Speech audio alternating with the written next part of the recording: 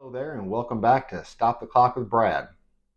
I'm Brad, and welcome back to the channel. If it's your first time here, glad you found us.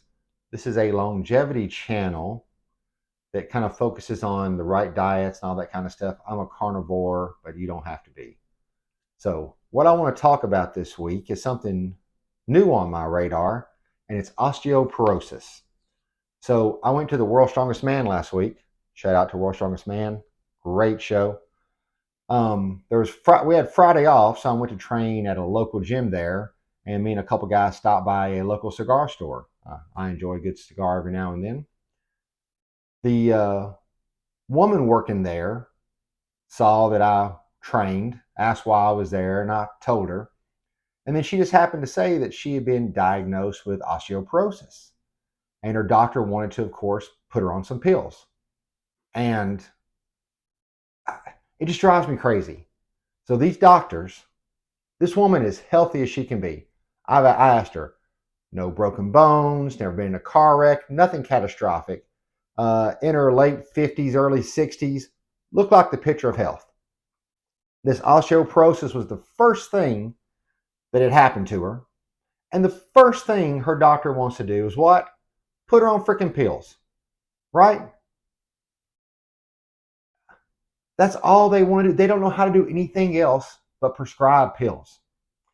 And bless her heart, she didn't want to go on a pill. She's like the rest of us. She sees for every one thing they fix, they break 15 other things. And so she just asked me if I knew anything. And I'm like, well, la di da, yes, I do. Resistance training. For years, we've known that resistance training makes us strong. If you apply enough force and resistance to your muscle, eat, rest, you will gain muscle. Well, you don't just gain muscle while you're doing resistance training. Think about it. The bone inside where you're applying the force when you do anything like a bench or a squat, a curl, a deadlift, that bone is being put under the same tension as the muscle. So if the muscle is going to get stronger, denser, and harder because of the training, it makes sense that the bone would do the same. And it's true. There was a video going around last year, and it was a deceased power lifter, and they were doing some type of autopsy on him, and they couldn't even cut his bone with the saw they had. It was so hard. And why the doctor would try to prescribe her a pill instead of telling her or asking her about going to train, start lifting weights, go into progressive overload, get stronger and stronger so her bone will get stronger and stronger. I had no idea. The only thing I can think of is, again, if they don't teach it in these schools, they don't say it. And I hate to say it, but a lot of the doctors that we see, they look as or more unhealthy than their patients. So this isn't just me saying it. Let's look at one of the studies right here. So this was done like in the 90s. This is when all this started to come out. And so they started to look at power lifters, not for osteoporosis, but just for how well their bone did under stress. And you can look at it here. The primary bones that got stronger with them were the bones around their lumbar spine, where a lot of the weight was put. But then that same strength for these guys, they're power lifters. So they're mainly squatting, deadlifting a lot, benching as well. But you'll see the bulk of that strong bone strength back there. But then anything we do as far as curling, pressing, any of that's going to do the same thing to our bone. Now, in this video, we're mainly talking to women more than men. Why is that? Well, women are 4 times as likely to experience osteoporosis as men. And the reason for that is when women go into menopause, they lose this hormone called estrogen. I think I'm saying it right, estrogen. And as that declines, their bones get weaker and weaker. So that's why you see more women breaking their hips than men. So, ladies, I'm talking to you.